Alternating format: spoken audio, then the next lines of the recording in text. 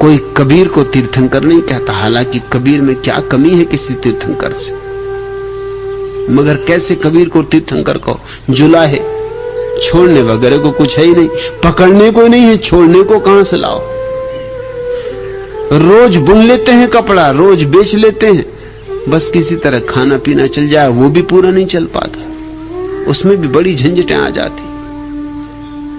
बड़ी अद्भुत कहानी है, सत्य वेदांत ने लिख के मुझे भेजी, बहुत प्यारी है, खूब सोचने जैसी है, और सिर्फ कबीर जैसे आदमी की जिंदगी में हो सकती। कबीर की कीमत आंकनी मुश्किल है। कहानी यह है कि कबीर को तो जो भी घर में आ जाए, और सुबह से बहुत से लोग आ जाते, कबीर की मस्ती में कौन न डूबना चाहे, कबीर के आनंद में कौन भागीदार न होना चाहे। दूर दूर से लोग आ जाते, सुबह से कीर्तन छिड़ जाता, नाच होता, गीत होता,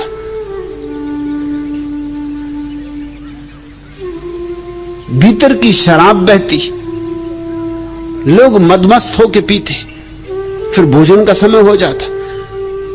तो कबीर की आदत थी, वो लोगों से कहते कि भैया यूं ही मत चले जाना, अरे भोजन तो कर जाओ, अब आ ही गए तो भोजन कर जाओ। कभी 200 आदमी, कभी 300 आदमी, कभी 500 आदमी।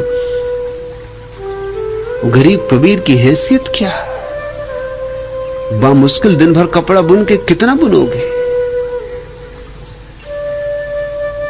उधारी चढ़ती जाती, पत्नी परेशान, बेटा परेशान।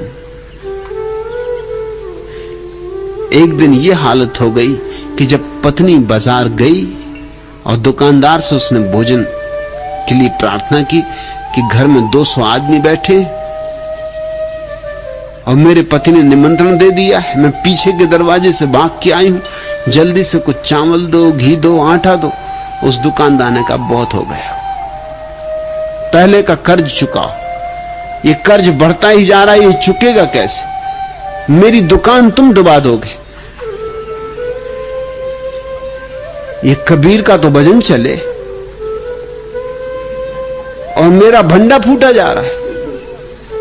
कबीर तो हर किसी को निमंत्रण दे देते हैं, कबीर को पता है कि बर्बादी मेरी हो रही, ये चुकेगा कैसे? कर्ज इतना हो गया कि अब मैं और नहीं दे सकता। पत्नी ने कहा कुछ भी करो, आज तो देना ही होगा, इज्जत का सवाल है, मैं किस मुंह से जाके कहूं? लोग बैठे, भोजन तो कराना ही होगा। उस दुकानदार की बहुत दिन से कबीर की पत्नी पर नजर थी। कबीर की पत्नी थी, सुंदर रही होगी। कबीर जैसे व्यक्ति की पत्नी हो, असुंदर भी रही होगी तो सुंदर हो गई होगी। कबीर का संग साथ मिला होगा, रंग रूप निखर आया होगा, प्रसाद उतर आया होगा। जहां 24 घंटे कबीर के आनंद की वर्षा हो रही थी, वहां कोई कुरूप कैसे रह जाए? सुंदर थी, बहुत सुंदर थी। नजर तो दुकानदार की बहुत दिन से थी, आज मौका देख लिया उसने कि आज ही फंस गई। उसने कहा कि अगर तेरी सच में ही ऐसी निष्ठा है तो वादा कर कि आज रात मेरे पास सोएगी, तो सारा कर्ज समाप्त कर दूंगा। पत्नी ने कहा जैसी मर्जी, भोजन तो कराना ही होगा। कबीर की ही पत्नी थी, कोई साधारण लौकिक साधु की पत्नी नहीं थी, कबीर की ही पत्नी थी। ये कबीर के ही योग्य थी बात। उसने कहा ठीक है, अगर तुझे इससे ही हल हो जाता हो तो ठीक है, ये निपटारा हुआ और ये अच्छा रास्ता मिल गया, तूने पहले ही क्यों ना कहा? ये रोज रोज की परेशानी कभी की मिट गई होती। ठीक है, सांझ में आ जाऊंगी। वो तो ले आई, उसने सबको भोजन करवाया। सांझ वर्षा होने लगी, बड़े जोर से वर्षा होने लगी। वो सजी समरी बैठी। कबीर ने पूछा कहीं जाना है या क्या बात?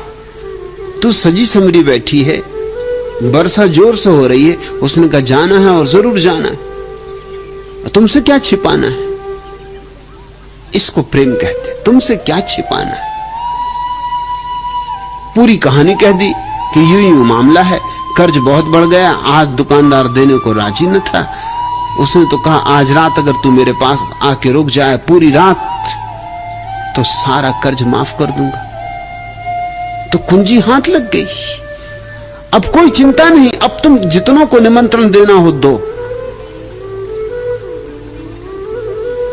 ये मूर्ख इतने दिन तक बोला क्यों नहीं? ये बोल देता तो कभी की बात ही खत्म हो जाती, ये रोज रोज की अड़चन तो ना होती। तू मुझे जाना। कबीर ने कहा कि वर्षा बहुत जोर की हो रही, मैं तुझे छोड़ आता हूं। ये सिर्फ कबीर ही कह सकते। कबीर ने छाता लिया, पत्नी को छाते में छिपाया,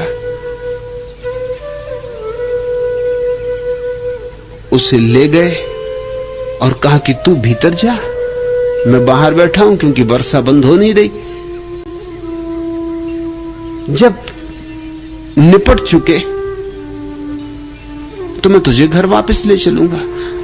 रात भी अंधेरी है, वर्षा भी जोर की है, तो मैं यहां बाहर छप्पर में बैठा रहूंगा। कबीर छप्पर में बैठ रहे, पत्नी ने दरवाजे पे दस्तक दी। दुकानदार वैसे तो बड़ी उत्सुकता से राह देख रहा था, लेकिन डर भी रहा था। डर इसलिए रहा था कि पत्नी ने इतनी सहजता से हां भर दी थी कि उसे भरोसा ही ना आ रहा था कि एक दफे भी इंकार न किया। अरे कोई सती सावित्री होती तो फौरन चप्पल निकाल लेती। जो चप्पल निकाले समझ लेना कि सती सावित्री नहीं है। वो चप्पल निकालना ही जाहिर कर रहा है कि लंपट है।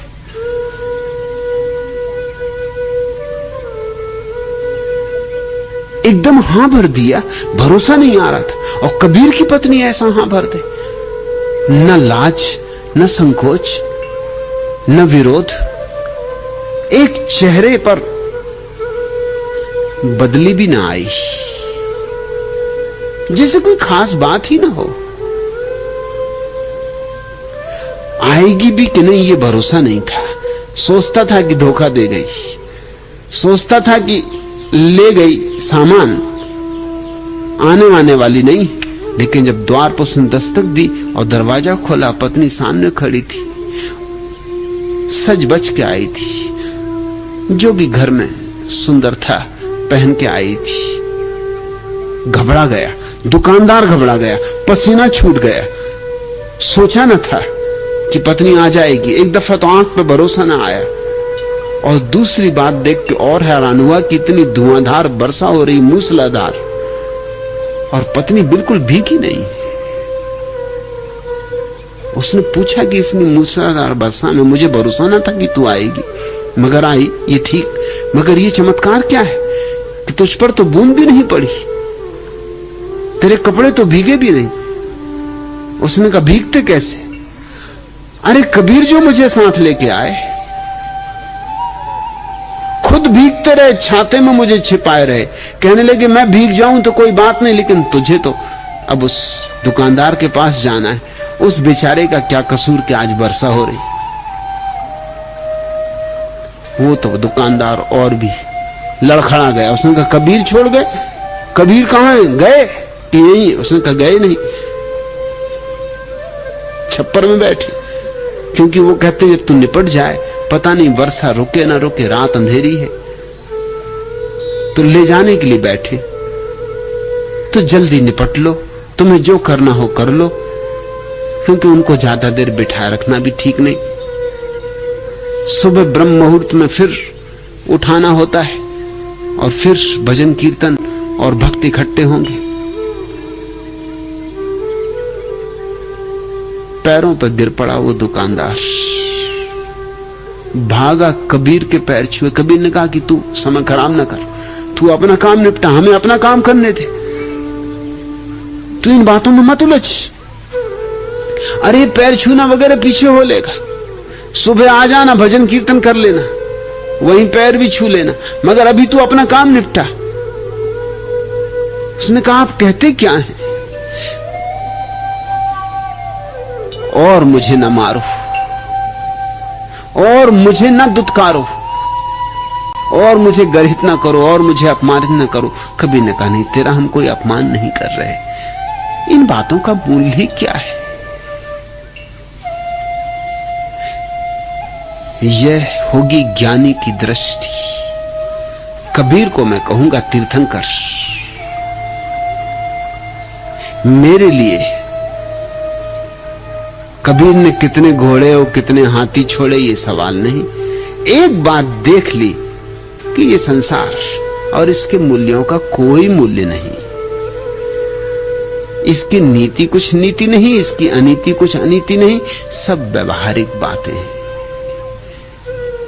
और उस परम सत्य को कुछ भी नहीं छूता है। वह परम सत्य सदा कुंवारा है, अछूता है, वो जल में कमलवत है। मगर कबीर को कौन तीर्थंकर माने, कौन अवतार माने, कौन कबीर को बुद्ध माने?